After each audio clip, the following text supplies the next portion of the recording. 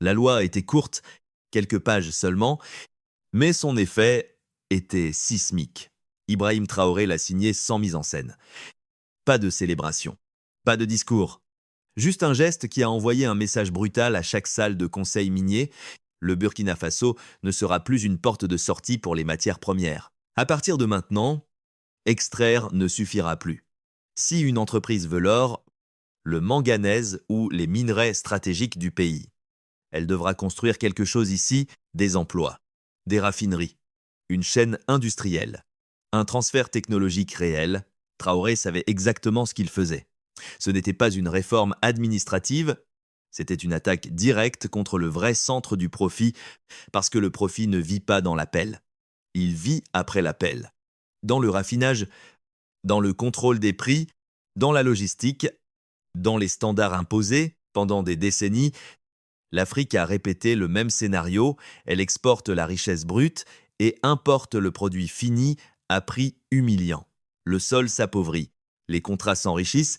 Traoré n'a pas négocié ce modèle, il l'a réécrit. Et il a compris une chose, ce genre de loi ne provoque pas seulement un débat, elle déclenche une tempête. Lobbying discrète, menaces juridiques, pression diplomatique, puis la prochaine étape, toujours la même. Faire peur au pays avant qu'il comprenne ce qui vient de changer, car une fois qu'un État touche à la chaîne de valeur, le système ne réagit pas par surprise, il réagit par instinct de survie.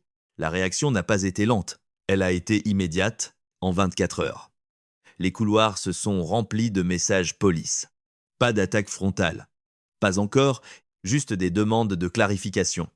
Des réunions proposées comme coopération, des amendements présentés comme pragmatisme, mais Traoré a vu le piège. Il ne voulait pas améliorer la loi. Il voulait la ramollir. Parce qu'une loi ramollie n'est plus une loi. C'est d'où pas Pierre. Puis les menaces ont commencé à chuchoter, arbitrage international, protection des investisseurs, obligations contractuelles. Le système parlait avec son langage préféré, le langage juridique, qui protège ceux qui ont écrit les anciennes règles. Traoré n'a pas répondu avec colère. Il a répondu avec discipline. Il a ordonné aux équipes légales de préparer une défense fondée sur une chose simple, la légitimité, l'intérêt public, le droit souverain d'organiser son économie, le droit de refuser d'être une mine éternelle. Mais il savait que les tribunaux n'étaient qu'un champ de bataille. Le prochain était plus dangereux, les médias. Car les médias ne débattent pas des clauses. Ils débattent du caractère, les étiquettes étaient déjà prêtes, anti-marché, autoritaire, nationaliste, dangereux, des mots conçus pour une seule fonction, faire peur avant de comprendre. Traoré a refusé le théâtre, sa réponse n'a pas été un discours, c'était une posture. Il a accéléré l'infrastructure, les zones industrielles, les pipelines de formation, l'énergie, les transports. Il a refusé que la loi soit traitée comme une fantaisie, il voulait qu'elle ressemble à une fatalité, et une fatalité est ce que les corporations ne peuvent pas négocier, car on peut négocier l'incertitude, on ne négocie pas avec un pays qui a déjà décidé. Ils ne sont pas venus avec des cris, ils sont venus avec des sourires. Des exécutifs ont demandé des partenariats. Des envoyés ont débarqué avec des dossiers épais. Des voix calmes ont parlé d'emploi, de développement, de coopération. Mais leurs yeux cherchaient une chose, des exemptions, un délai plus long, une sanction plus douce, une faille temporaire pour continuer à exporter brut par nécessité. Traoré a écouté et il a senti la pression derrière la politesse. Il voulait lui faire croire que tout était négociable si les mots étaient assez élégants, puis ils ont offert une monnaie plus dangereuse que les mots, des deals. Une raffinerie promise sans calendrier contraignant. Une formation proposée sans embauche garantie. Un paquet généreux jusqu'à ce que le fine print révèle la maladie habituelle, le contrôle restait offshore. Contrôle des prix, contrôle des routes d'exportation, contrôle des standards, contrôle des marges. Traoré n'était pas en train de recevoir une offre de développement. Il recevait une nouvelle version de la dépendance, et quand les deals n'ont pas fonctionné, le ton a changé. Pas ouvertement, mais suffisamment. Des messages ont commencé à suggérer des conséquences, des investissements réévalués, des opérations ralenties, des avertissements déguisés en prudence, le langage subtil qui signifie « si vous ne pliez pas, nous rendrons l'environnement inconfortable ». Traoré a reconnu immédiatement la stratégie, transformer l'économie en otage si les entreprises ralentissent. Le choc touche les salaires, les fournisseurs locaux, les communautés minières, puis ce malaise devient une arme politique. Regardez, cette loi détruit le pays. C'est exactement ainsi que les réformes meurent, pas par balle, par fatigue. Traoré a refusé cette logique d'otage. Il a ordonné des plans de continuité, des partenaires alternatifs, des arrangements intérimaires sous la nouvelle doctrine. Il construisait une option nouvelle pour que l'ancienne option ne puisse plus faire chanter le pays. Et à ce moment-là, la guerre a cessé d'être économique. Elle est devenue existentielle parce que ce qui était en jeu n'était pas un contrat, c'était la définition même du futur. L'offensive médiatique est arrivée comme prévu. Rapide, coordonnée, chargée d'émotions. Les commentaires internationaux ont parlé d'un Burkina Faso anti-marché. Les analystes ont annoncé la fuite des investisseurs. Les titres ont peint Traoré comme un homme attaquant le business. Plutôt qu'un leader attaquant la capture de valeur, Traoré a compris l'intention psychologique, rendre le raffinage extrême. Faire de la transformation locale une forme de radicalisme, parce que si la transformation devient normale, l'empire de l'export brut perd son profit le plus facile. Alors il a répondu avec une phrase, une seule, répétée avec discipline. Nous n'interdisons pas le commerce. Nous interdisons l'extraction sans développement. Cette ligne a tout clarifié. Elle a séparé investissement et exploitation. Elle a forcé les critiques à se dévoiler. Car quiconque s'opposait au traitement local devait expliquer pourquoi une nation devrait rester éternellement au bas de l'échelle. Mais le danger suivant n'était pas extérieur, il était intérieur. Des acteurs domestiques liés aux anciens contrats ont commencé à parler de flexibilité. Ils ont appelé au réalisme. Ils ont proposé des délais. Ils ont vendu le report comme sagesse. Traoré a entendu le sous-texte. Le report est la méthode la plus propre pour tuer une réforme sans jamais l'assassiner. Alors il a fait l'inverse. Il a rendu la loi impossible à oublier. Il a imposé des échéances publiques, des audits de conformité, des engagements écrits. Il a rendu l'échec visible, mesurable, punissable, parce qu'il savait la vérité centrale. Cette bataille ne concernait pas le droit, elle concernait qui a le pouvoir de définir l'avenir.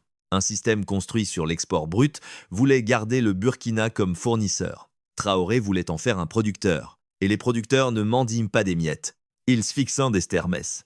À partir de ce moment, la guerre est entrée dans sa phase la plus dure. Non pas la loi tiendra-t-elle, mais le pays tiendra-t-il assez longtemps pour que la loi devienne réalité? C'est là que tout s'est resserré. Parce que lorsque la loi ne plie pas, le système change d'arme. Les entreprises n'ont pas fermé brutalement. Cela aurait été trop visible. Elles ont ralenti. Permis soudain en révision. Maintenance prolongée. Investissement suspendu dans l'attente de clarté. Une friction silencieuse, le genre de friction qui saigne une économie sans laisser d'empreinte. Traoré a vu le schéma immédiatement. Ce n'était pas de la prudence, c'était du marchandage par l'inconfort.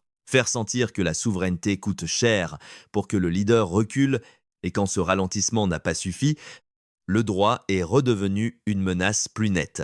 Arbitrage. Sanctions contractuelles. Standards internationaux, la langue sacrée du système. Les contrats sont inviolables. Même quand ces contrats ont été écrits pour garder le pays pauvre, Traoré n'a pas répondu avec slogan. Il a répondu avec stratégie. Il a ordonné un audit complet des concessions. Clause d'exemption. Valorisation douteuse. Passifs environnementaux à l'EEA. S'il voulait la guerre juridique, il voulait que le monde voie ce que ces contrats avaient réellement produit. Mais pendant que le droit chauffait, la perception brûlait, les plateaux prédisaient des licenciements massifs, les experts parlaient de catastrophe. Ils ont transformé la transformation locale en caprice dangereux. Le but était simple, faire peur aux travailleurs. Car si les travailleurs paniquent, ils deviennent une arme contre leur propre futur. Traoré a protégé cette couche sensible, stabilisation des régions minières. Soutien aux fournisseurs locaux. Plan de continuité salariale, il a fait sentir la présence de l'État pour que l'absence des corporations ne puisse pas devenir une punition collective. Puis il a parlé au pays avec une logique impossible à ignorer. Si nos minerais partent bruts, nos enfants restent bruts.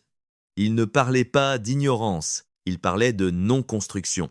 Pas d'industrie, pas de compétences, pas de chaîne domestique. Et cette phrase a voyagé parce que les arguments techniques se noient, les arguments de dignité circulent. Mais la question maintenant devenait plus lourde. Si Burkina Faso tient, si cette loi survit, alors elle devient un précédent. Et un précédent est contagieux. D'autres nations poseront la même question. Pourquoi exportons-nous brut et importons-nous cher? Ce n'est pas une idéologie, c'est une fracture dans le système. Et c'est exactement pour cela que la pression n'était pas émotionnelle. Elle était structurée, arbitrage, plus ralentissement, plus isolement financier. Un siège. Traoré a répondu comme à un siège. On ne gagne pas en argumentant. On gagne en ne s'effondrant pas. Chaque jour qu'il tenait, les corporations perdaient du temps. Et le temps est la seule chose que les actionnaires ne pardonnent jamais. Quand la pression n'a pas forcé le recul, l'attaque s'est déplacée. Le but n'était plus de vaincre la loi, le but était de rendre la loi seule, financièrement seule, faire hésiter les banques, faire grimper les primes d'assurance, faire reculer les partenaires, faire croire que l'industrialisation devient trop chère. Le poison s'appelait juridiction peu fiable. Une sanction douce, sans signature. Elle voyage dans des mémos, dans des chuchotements, dans la peur des marchés, et ensuite, lorsque les projets souffrent sous des coûts gonflés, les mêmes voix disent « Vous voyez, ça ne marche pas ». Traoré a reconnu l'arme immédiatement. Il a répondu avec la seule chose qui tue le récit de chaos, la prévisibilité. Règles claires, phase stable, sanctions uniformes, calendrier public. Il voulait que le monde comprenne, ce n'est pas du désordre. C'est une nouvelle ligne de base. Puis il a compris une autre vérité. La perception s'effondre quand la réalité devient visible. Alors il a accéléré la démonstration. Programme de formation lancé, zone industrielle en préparation, unité modulaire de traitement commandée. Le pays devait voir, physiquement, parce qu'une raffinerie en construction vaut plus qu'un débat télévisé, les médias continuaient de le peindre comme anti-marché. Ils ont insisté sur le mot « force », comme si exiger de la valeur locale était une coercition. Ils ont ignoré les décennies de coercition invisible, la pauvreté comme contrat, l'export brut comme cage. Les standards imposés comme domination, Traoré n'a pas perdu de temps à débattre leur morale. Il a débattu avec résultat. Il a protégé les travailleurs, empêché les ralentissements de devenir une arme communautaire. Et il a préparé l'argument légal ultime, le droit d'un État à imposer des conditions industrielles. Car si l'arbitrage venait, il voulait que le monde voie la vérité morale de l'ancien modèle. Extraction sans développement. Mais le champ de bataille le plus dangereux restait intérieur. Des élites domestiques ont recommencé à murmurer « compromis »,« exemptions »,« phase pilote ». La reddition déguisée en prudence, Traoré a refusé. Il a rendu les délais publics, les exemptions rares, la non-conformité visible. Il supprimait l'habitat préféré de l'empire extractif, l'application négociable.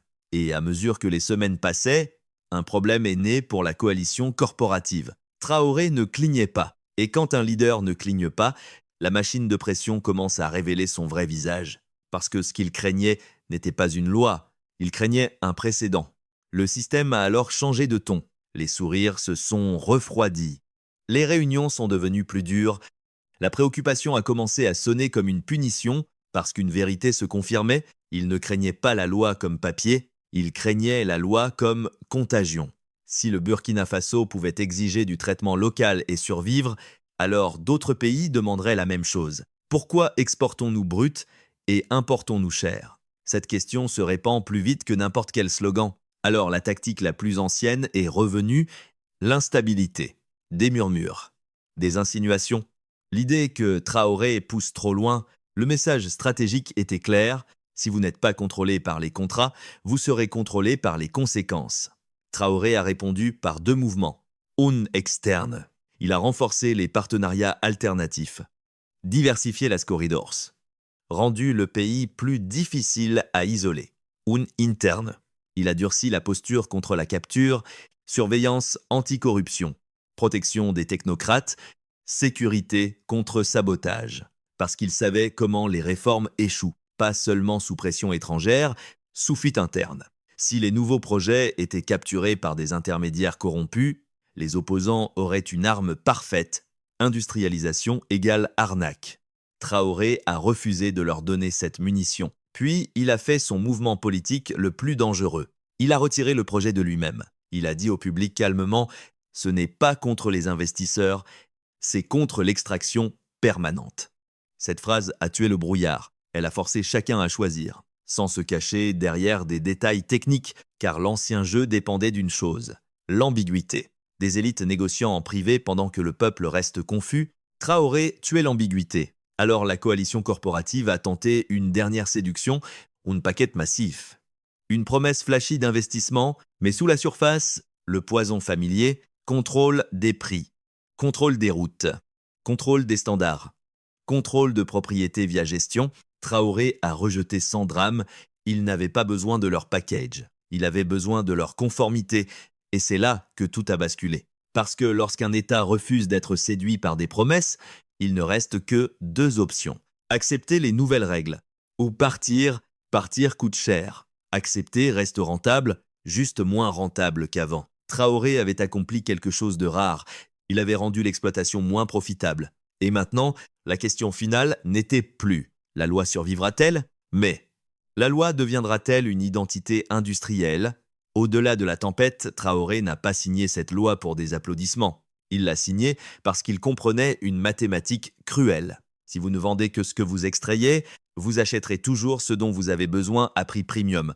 Vous exportez la richesse bon marché. Vous importez la valeur chère. Et l'écart devient votre dépendance. Cette dépendance n'est pas un accident. C'est un design. Un design qui maintient des pays riches en minerais et pauvres en industrie. Parce qu'une nation sans industrie reste négociable, Traoré a refusé ce design. Il n'a pas appelé cela idéologie, il a appelé cela logique de développement. Une nation qui traite ses ressources construit des emplois. Une nation qui construit des emplois construit des compétences. Une nation qui construit des compétences construit des usines. Et une nation qui construit des usines construit des options, et les options brisent le levier. C'est pour cela que le backlash était si violent, parce que le système n'était pas offensé, il était menacé. Menacé par un pays essayant de remonter la chaîne de valeur, car la chaîne de valeur, c'est là que vit le vrai pouvoir et pour dodo. Traoré a aussi exposé une vérité rarement dite, investissement n'est pas toujours développement. Parfois, c'est extraction avec un branding plus élégant. Une raffinerie sans délai contraignant n'est pas développement. Une formation sans embauche garantie n'est pas développement. Un package où le pricing power reste offshore n'est pas développement. Traoré a exigé des engagements mesurables, et cette discipline a transformé la bataille. Ce n'était pas Traoré contre des corporations. C'était un pays contre une culture contractuelle, une culture qui s'attend à ce que l'application soit négociable, une culture qui s'attend à ce que les délais dérivent, une culture qui s'attend à ce que les leaders se ramollissent. Traoré n'a pas ramolli, il a construit l'endurance. Et lentement, la loi a cessé d'être un titre, elle est devenue une direction, et une direction change ce que les gens acceptent comme normal. Parce qu'à la fin, la question reste simple. Nos ressources nourriront-elles notre peuple ou nourriront-elles des contrats? Ce combat n'est pas seulement burkinabé, c'est un précédent. Et les précédents sont dangereux pour les empires.